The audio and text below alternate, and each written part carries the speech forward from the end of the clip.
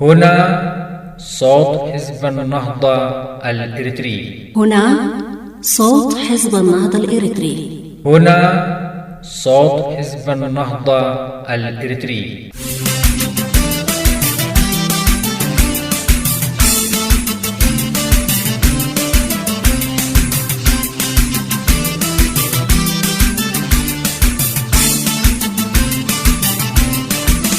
صوت حزب النهضة الإريتري يأتيكم في كل يوم الخميس من كل أسبوع على شبكة الإنترنت على العنوان التالي www.irre.nahda.com. من إعداد إعلام حزب النهضة الإريتري.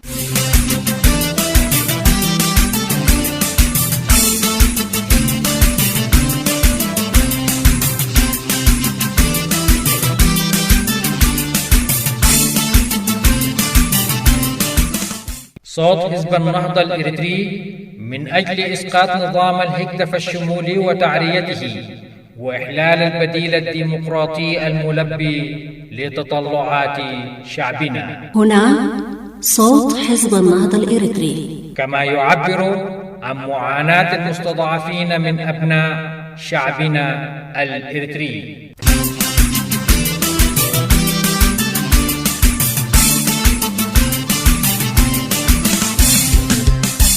المستمعون الكرام في كل مكان، أهلنا في داخل الوطن العزيز وفي معسكرات اللاجئين الصابرة، أعضاء ومؤيدي حزب النهضة الإريتري، السلام عليكم ورحمة الله وبركاته. في مستهل بثنا من صوت حزب النهضة الإريتري لليوم الخميس 16 من يوليو عام 2015 نزف أجمل التهاني والتبريكات إلى الشعب الإريتري عامة والمسلمين خاصة، وكذلك أعضاء حزب النهضة الإريتري بمناسبة حلول عيد الفطر المبارك، أعاده الله علينا وعلى الجميع بالخير واليمن والبركات، متمنين أن يعود هذا العيد في عامه القادم والشعب الإريتري كله قد خرج من تحت جبروت السلطة القمعية في أسمرة لينثر التهاني إلى كل أبناء الوطن سالمين متحابين وصياما وقياما مقبولين إن شاء الله. عيدا سعيدا وكل عام وأنتم بخير. الله أكبر الله أكبر الله أكبر لا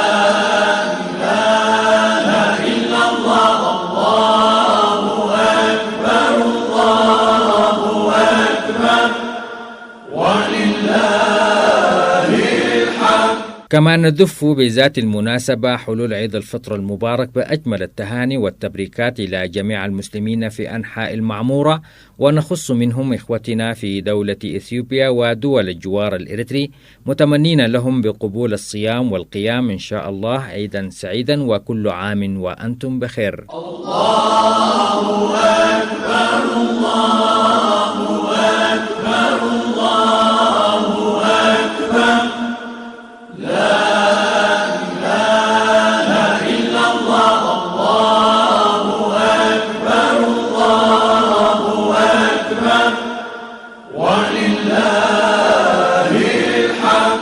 تتابعون أولى فقراتنا مع نشرة داخلية نسلط الضوء من خلالها على نشاطات حزب النهضة الإريتري، وكذلك أخبار متفرقة، وكذلك تتابعون حلقة خاصة عديناها لكم من صوت حزب النهضة الإريتري بمناسبة حلول عيد الفطر المبارك. وقتا طيبا نتمناه لكم مع فقرات برامجنا التي عديناها لكم من صوت حزب النهضة الإريتري لهذا اليوم. الله أكبر الله أكبر الله أكبر لا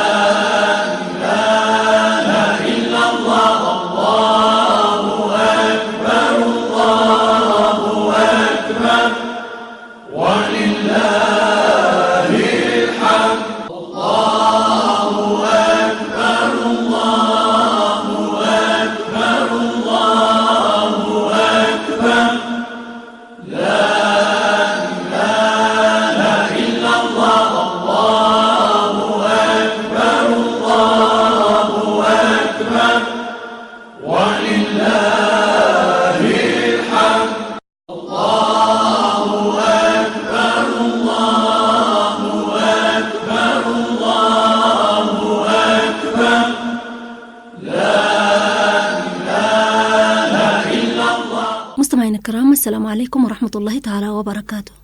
من صوت حزب النهضة الإريتري نحييكم ونزف إليكم أجمل التهاني والتبريكات بمناسبة حلول عيد الفطر المبارك.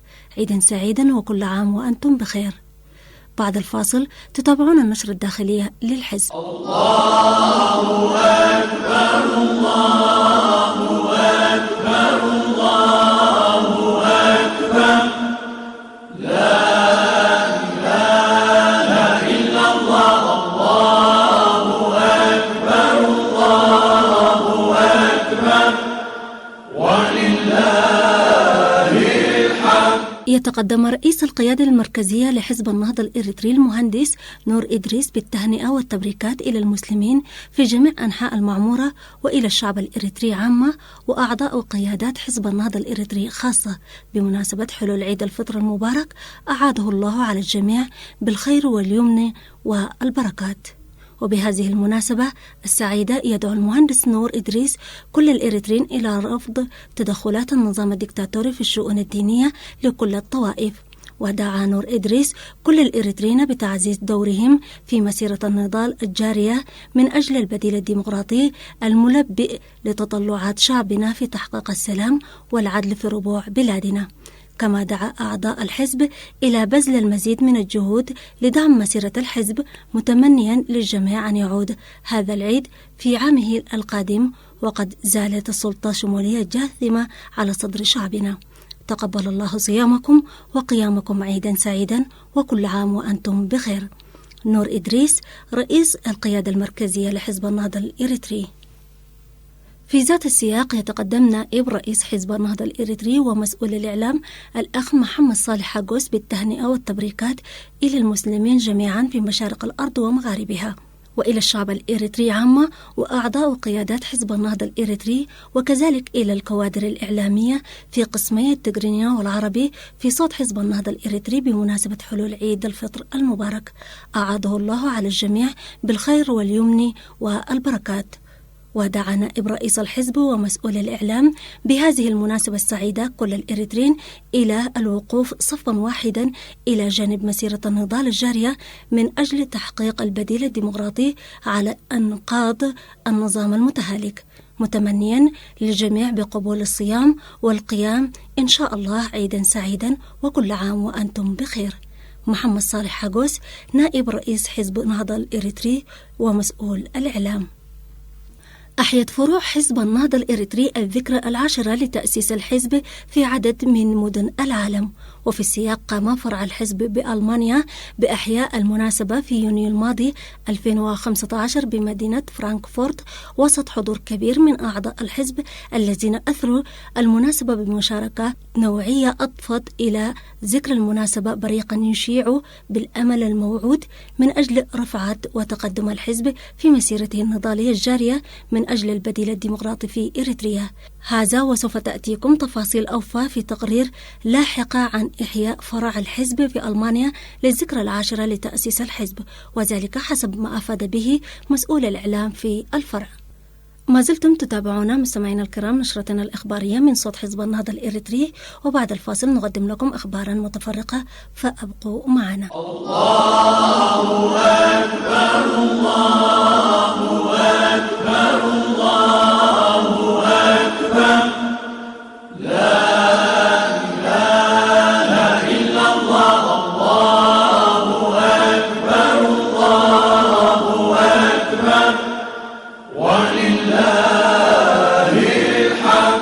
نشر في 9 من يوليو الجاري 2015 موقع قبيل الإلكتروني التابع للحركة الفيدرالية الديمقراطية الإريترية تقريرا إخباريا استند لمصدر موثوق لديه في مدينة بارنتو أن المدينة شهدت في 28 من يونيو المنصرم 2015 فصلا مرعبا جديدا في أساليب تعامل أجهزة النظام مع أسر الذين دأبت على اختطافهم وإنكار تواجدهم لديها وقهرها بعدم الإبلاغ عن وفاتهم وأماكن دفن جثامينهم.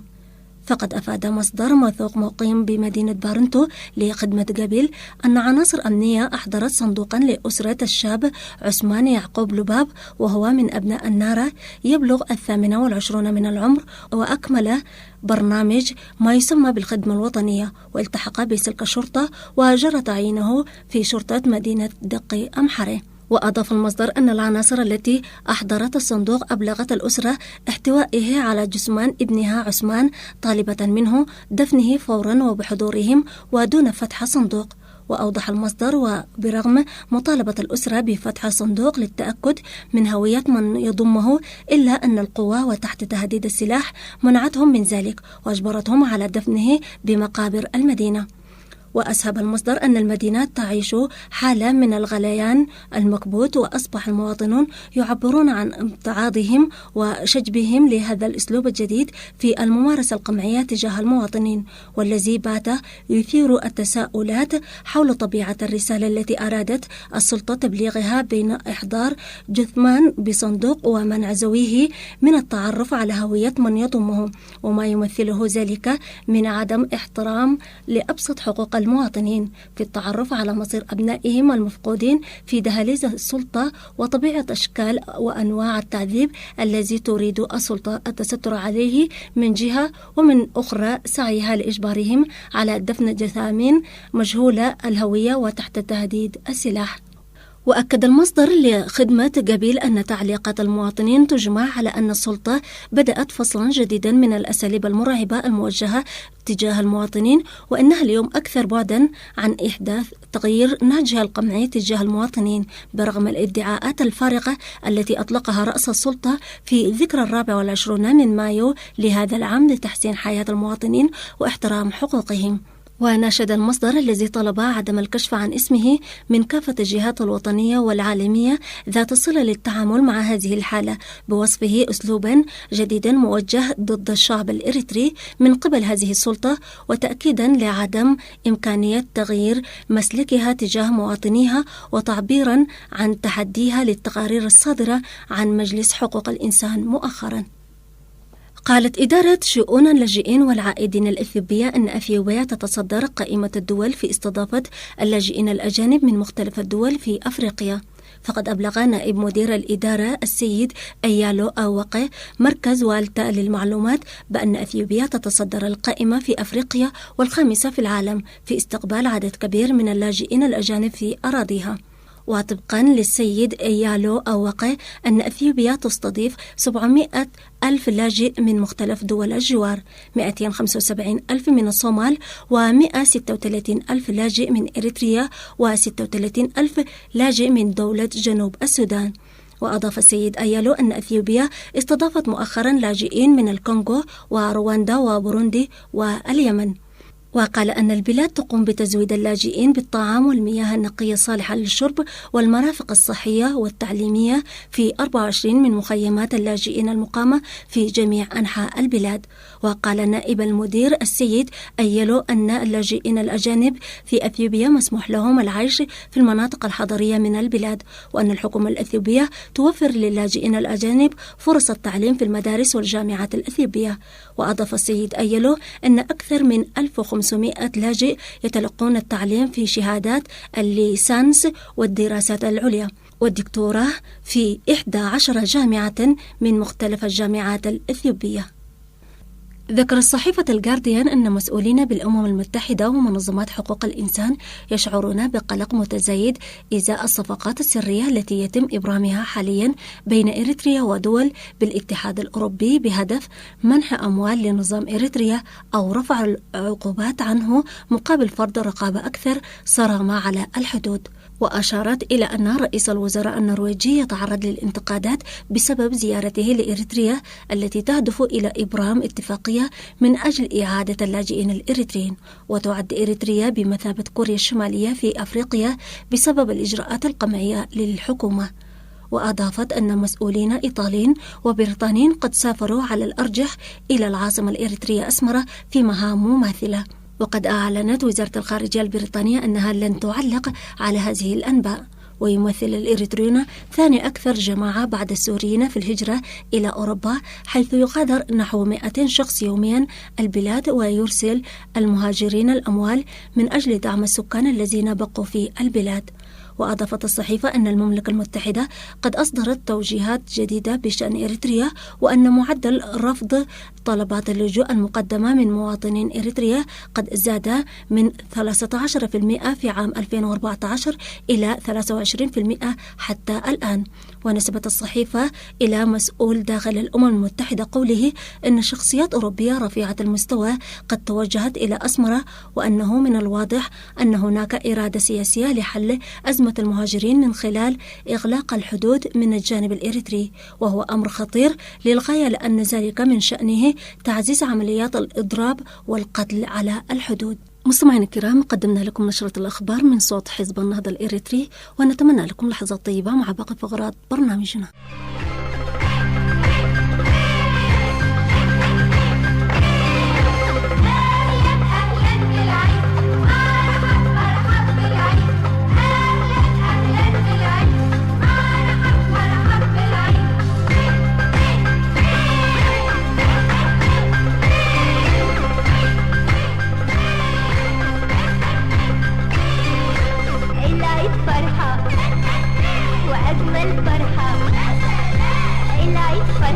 أجمل فرحة تجمع شمل قريب وبعيد، سعدنا بيها بيخليها، سعدنا بيها بيخليها ذكرى جميلة لبعد العيد. العيد فرحة وأجمل فرحة، العيد فرحة وأجمل فرحة تجمع شمل قريب وبعيد، سعدنا بيها بيخليها، سعدنا بيها بيخليها ذكرى جميلة لبعد العيد. غنوا معايا غنوا، قولوا ورايا قولوا، غنوا معايا غنوا، قولوا ورايا قولوا. كتر يا رب في أعيادنا وافرح فيها البركة وزيد. جانا العيد أهو جانا العيد، جانا العيد أهو جانا العيد. أهلا أهلا بالعيد، مرحب مرحب بالعيد، أهلا أهلا بالعيد، مرحب مرحب بالعيد.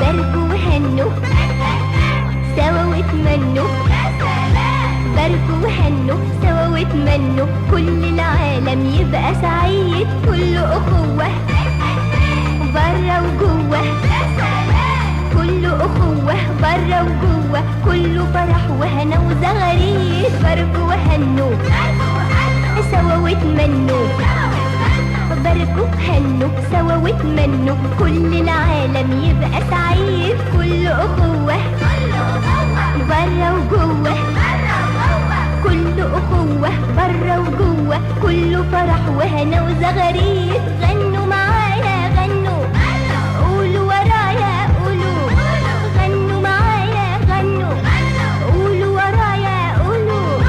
كتر يا رب في أعيادنا واطرح فيها البركة وزيد. جانا العيد أهو جانا العيد، جانا العيد أهو جانا العيد. أهلا بالعيد، مرحب بالعيد، أهلا بالعيد، مرحب بالعيد.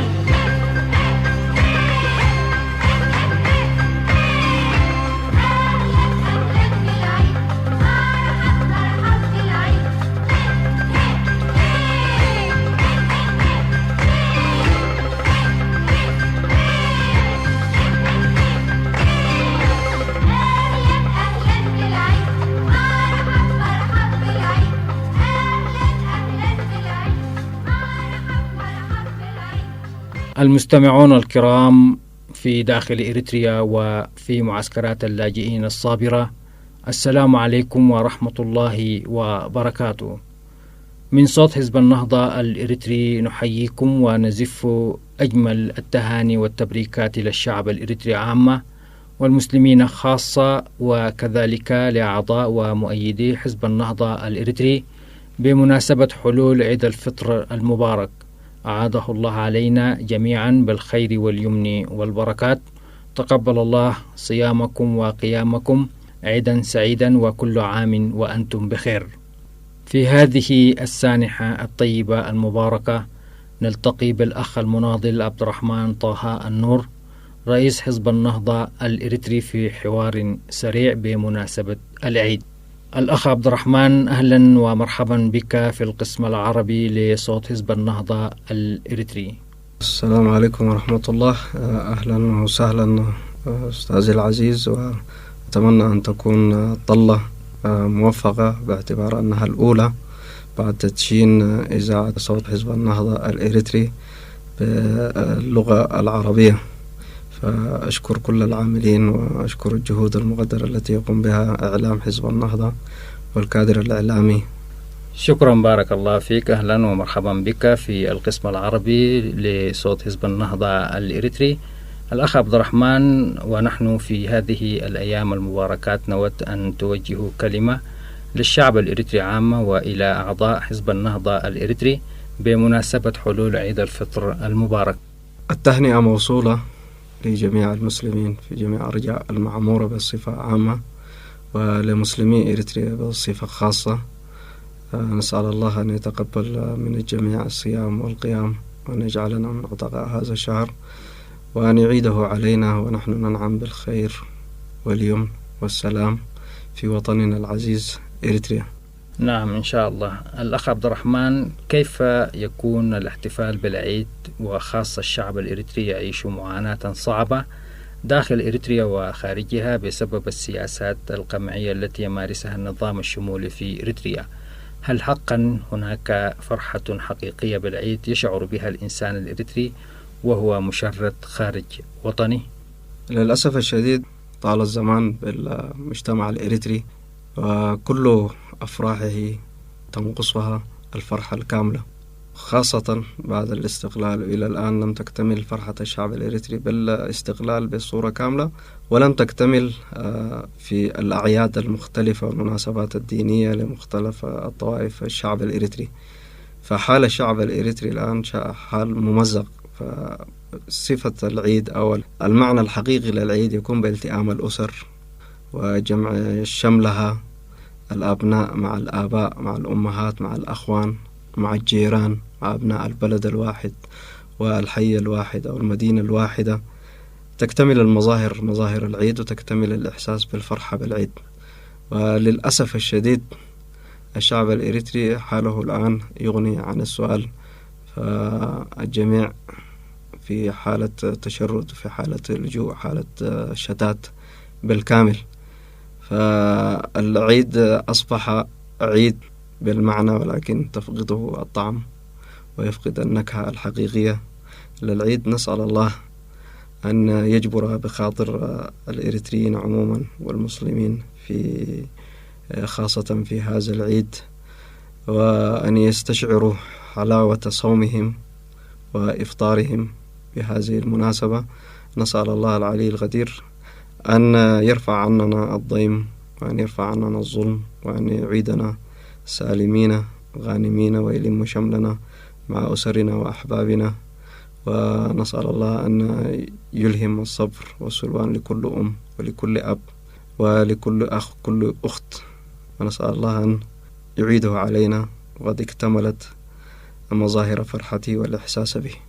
نعم الأخ عبد الرحمن، نسأل الله سبحانه وتعالى أن يعيد علينا هذا العيد في عامه القادم، ونحن جميعا في أرضنا وفي وطننا، وكل في بيته وفي أهله، ويستقبل ضيوفه وهو إن شاء الله يعني في أمن وسلام. إذن في ختام هذه الحلقة أخ عبد الرحمن، ما هي الكلمة التي تريد أن توجهها للشعب الإريتري عامة وأعضاء حزب النهضة الإريتري بصفة خاصة بمناسبة عيد الفطر المبارك؟ العيد وكل عيد يعيد للإنسان ما كان ينبغي أن يكون عليه العيد، وما ينبغي أن يكون عليه المظاهر الحقيقية للفرحة وغيرها. وكما أسلفت، أصبح العيد كل مظاهر الفرح في وجدان الشعب الإريتري منقوص وغير مكتمل، ولا يكتمل هذا العيد وغيره من الأفراح التي كان ينبغي أن ننعم بها إلا بعد إسقاط هذا النظام وعودة جميع الإريتريين إلى أحضان وطنهم سالمين غانمين دون ما ينكد عليهم أفراحهم. فالكلمة الأولى بهذا الخصوص أسأل الله العلي القدير أن يوفقنا ويوفق جميع المسلمين أن يجتهدوا وأن يخلصوا في نضالهم من أجل التخلص من هذا الدكتاتور المشؤوم ومن نظام الفرد الواحد السياس أفرغي في المقام الأول. في الرسالة الثانية أبعث رسالة لكل الأخوان أن الظروف التي فرضت على الإريتريين عموما والواقع المرير الذي نعيشه تستدعي بالضرورة التكاتف وتستدعي التسامح وتستدعي أن نحس ببعضنا البعض. فحال الكثير من أبناء إريتريا الآن هو حال مأساوي بكل معنى. الكثير منهم في الملاجئ والكثير منهم في الشتات، الكثير يعاني. فمن مظاهر العيد وما يستدعيه أننا نحس ببعضنا البعض وأن نتكاتف في جميع جوانبنا، ودعوة خاصة للأسر أن تتكاتف مع بعضها البعض. فالمجتمع يبنى من الإطار الضيق من الفرد والأسرة ثم المجتمع بصورة عامة.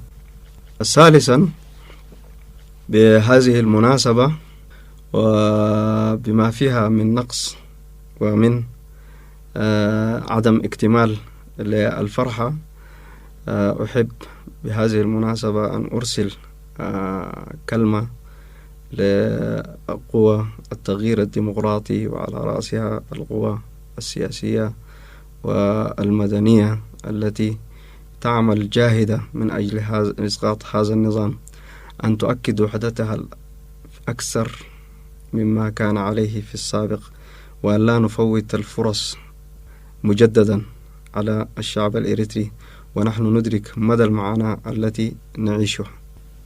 وفي الختام أجدد التهاني لجميع الإريتريين والمسلمين منهم بصفة خاصة، وأخص قواعد وقيادات حزب النهضة الإريتري، وعاضه الله علينا وعليكم بالخير واليمن والبركات. نشكرك الأخ عبد الرحمن طه النور رئيس حزب النهضة الإريتري على هذا اللقاء الطيب المبارك في إذاعة صوت حزب النهضة الإريتري، ونأمل أن نلتقي بك في حوارات أخرى لتحدثونا عن الأوضاع الإريترية عامة ومسيرة الحراك النضالي للحزب. شكرا لك مرة أخرى. مستمعينا الأعزاء، كنتم قد تابعتم اللقاء الذي أجريناه مع الأخ المناضل عبد الرحمن طه النور رئيس حزب النهضة الإريتري بمناسبة حلول عيد الفطر المبارك، أعاده الله علينا وعليكم بالخير واليمن والبركات. تقبل الله منا ومنكم صالح الأعمال. عيدا سعيدا وكل عام وأنتم بألف خير، وإلى أن نلتقيكم في لقاء آخر عبر أثير صوت حزب النهضة الإريتري.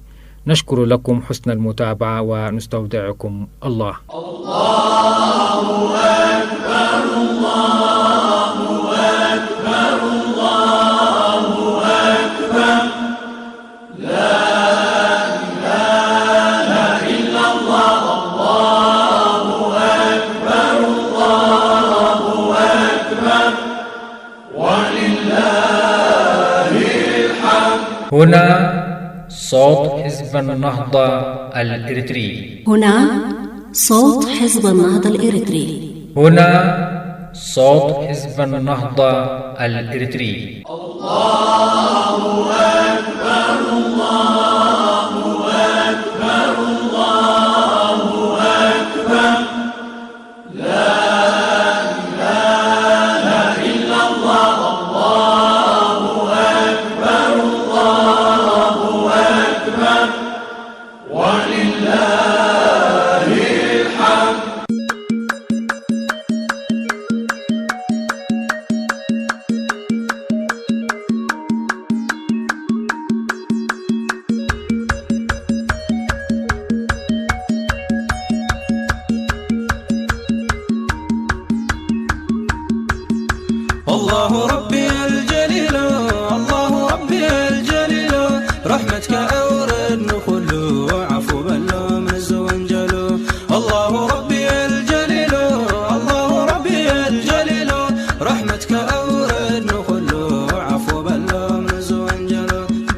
نصافة إركانا نسخع بخانا تزسفح نعمة بعد خارزكانا ندين الإسلام والبعل خوفكانا كم عذاب رحقنا جنة كاقتمنا إن كم شرك كحدة نحلونا جليلو الله ربي الجليل الله ربي الجليل رحمتك أورد نخلو عفو بلو من الزوانجلو الله ربي الجليل الله ربي الجليل رحمتك أورد نخلو عفو بلو من الزوانجلو يا الله يا رحمن ومخلوق حزن اللو تقنع من قد خابع لخقرها اللو استغفر زقبر وانجل حتسب اللو استجنق أمة حاجو فتسم اللو أبتوحيد كاتنكر أمة محمد خلو الله ربي الجليل الله ربي الجليل رحمتك أورد نخلو عفو بلو من الزوانجلو الله ربي الجليل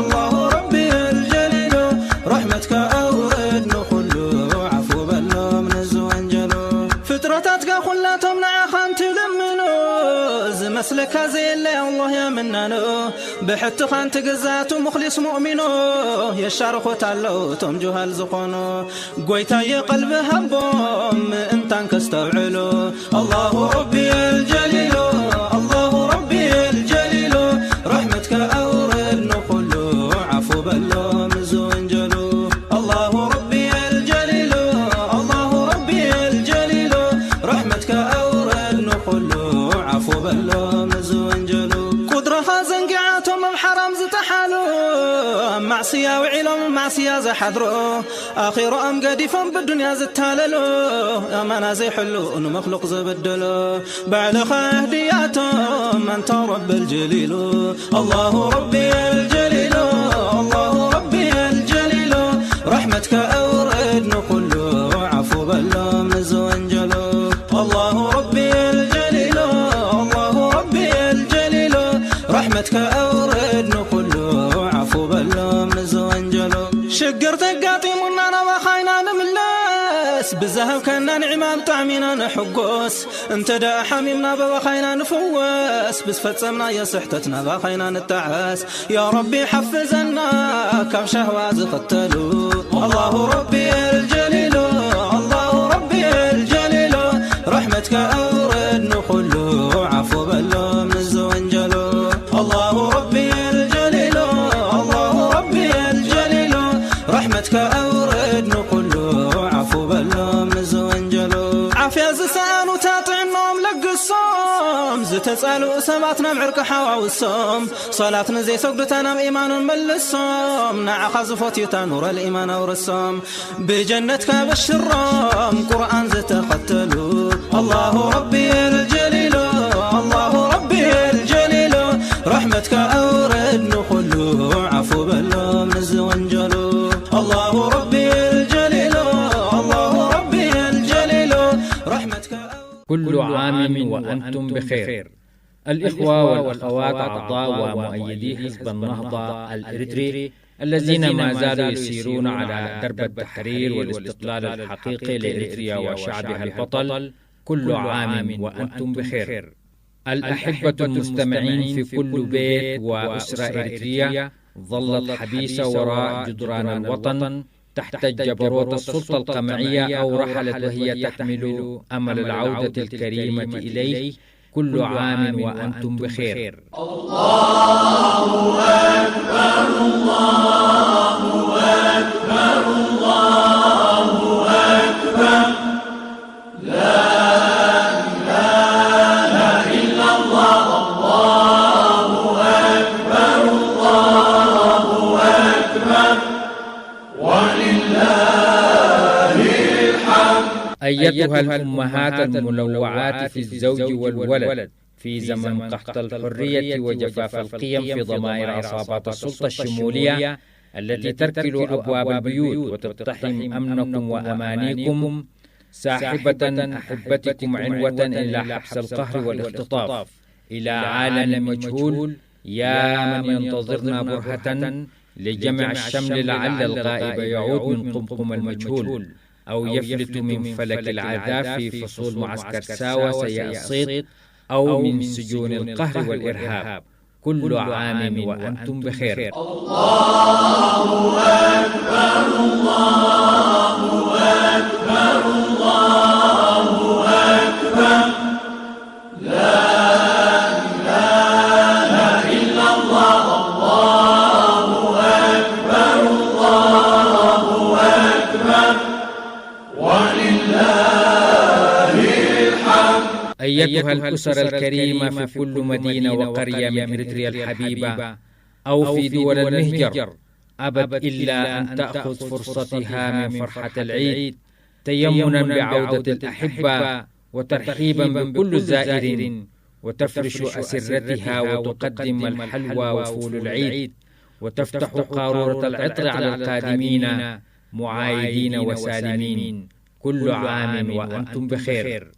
الإخوة والأخوات في معسكرات اللاجئين الصابرة، يا من جرتكم حبال القهر وانعدام الأمن وغربة الوطن الجريح إلى عبور الحدود والدخول في خيام القلق والمصير المنتظر، أيها الصابرون تحت علم الهلال والصليب، وأجبروا على الخروج من تحت الراية التي طرزتها دماء أبنائهم منذ فجر سبتمبر عواتع عام 61.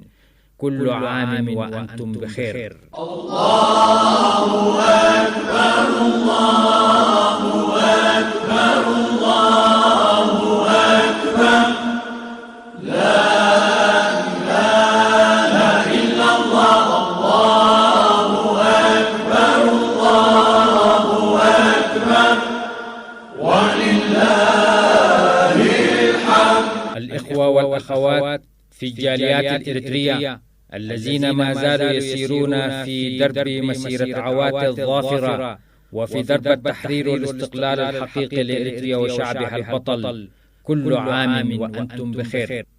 كل عام وأنت بخير إريتريا، أيتها الأرض المطهرة بالأرواح والدماء، وبلد طيب أفنى فيك الشعب عمره لعله يخضر بنجم الحرية والاستقلال، ولعلك تصبحين خيمة كبيرة تضم كل أبنائك في حضنك الواسع.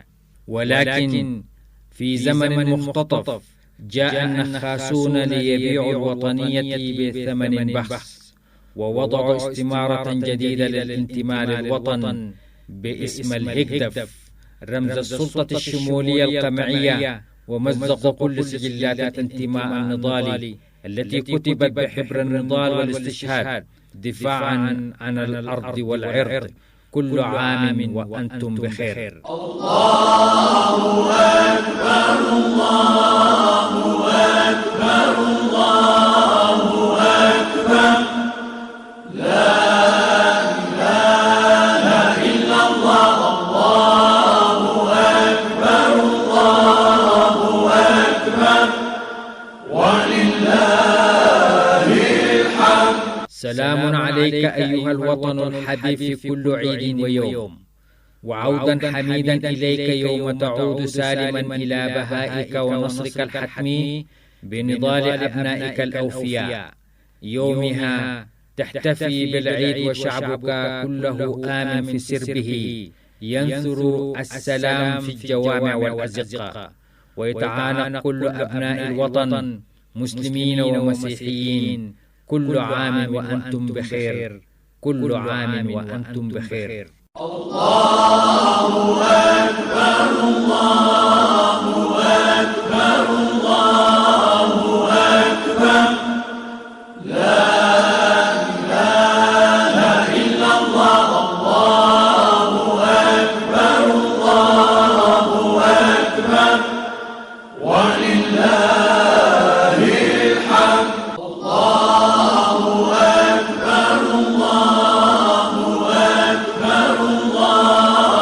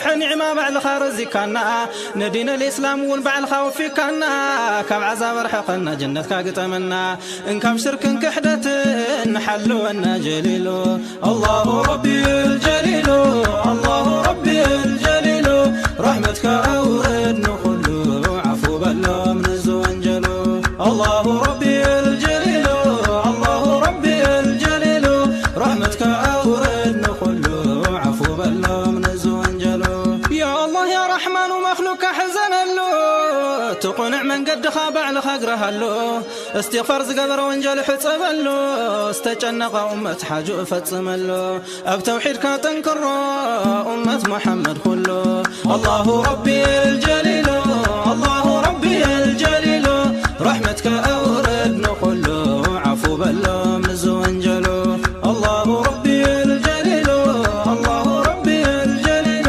رحمتك أورد نخله عفو بله من الزوانجلو فترتك خلاتهم نعخان تلمنو زمسلك زي اللي الله يمنانو بحت خان تقزات مخلص مؤمنو يشارخو تالو توم جهال زخونو قويتا يقلب هبوم انتان كستوعلو الله ربي الجليل الله ربي الجليل رحمتك أورد نقلو عفو بلو مزونجلو الله ربي الجليل الله ربي الجليل رحمتك أورد نقلو عفو بلو مزونجلو قدرها زنقعاتهم بحرام زتحالو معصية وعلم معصية زحضرو آخر أم قديفهم بالدنيا زتاللو أمانا زي حلو أنو مخلوق زبدلو بعد خهدياتهم أنت رب الجليل الله ربي الجليل الله ربي الجليل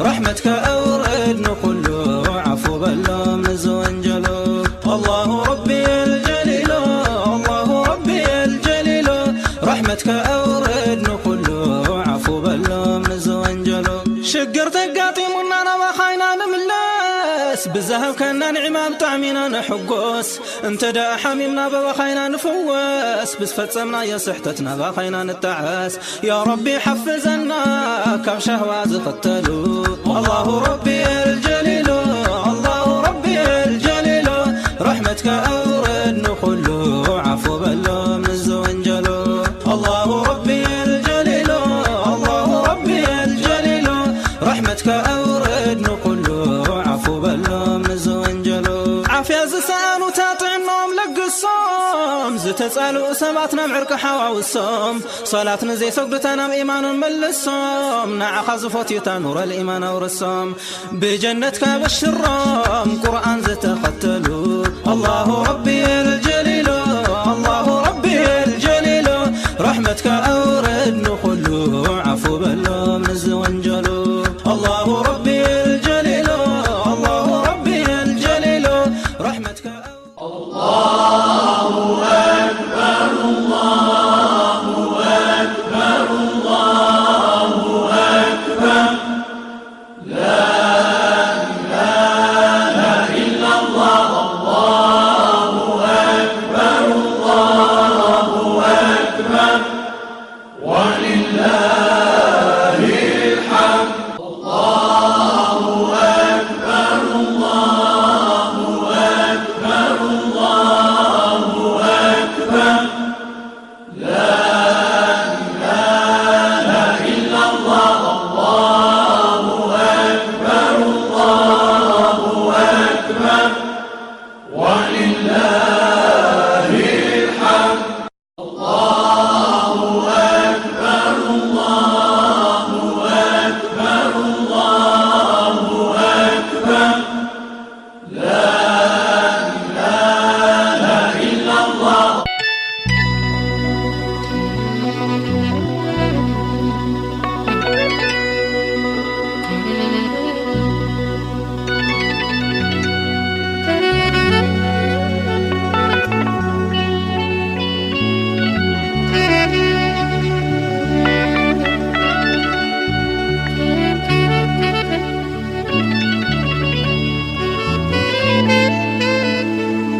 مستمعي صوت حزب النهضة الإريتري يمكنكم إرسال آرائكم ومقترحاتكم على العنوان التالي anp.medias@gmail.com.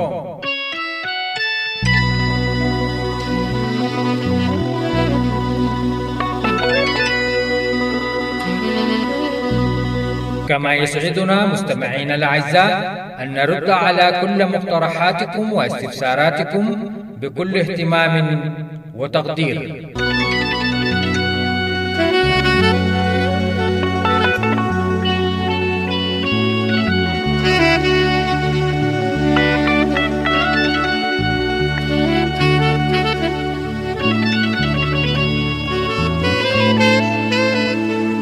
مستمعي صوت حزب النهضة الإريتري، يمكنكم متابعة بثنا على العنوان التالي في شبكة الإنترنت www.r.nahda.com.